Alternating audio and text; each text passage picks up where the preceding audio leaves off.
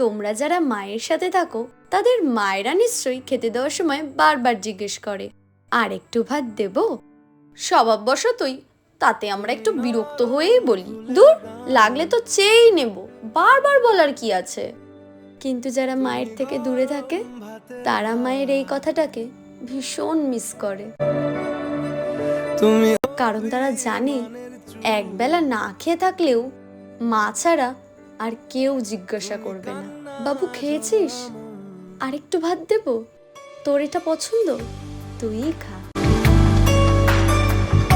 কারণ মাই এমন একজন যে নিজে হাত পেটা খেয়েও সন্তানের পেট ভর্তি করে।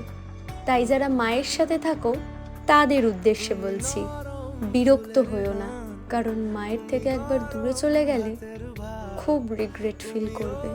আমি তোমার চোখের তারায়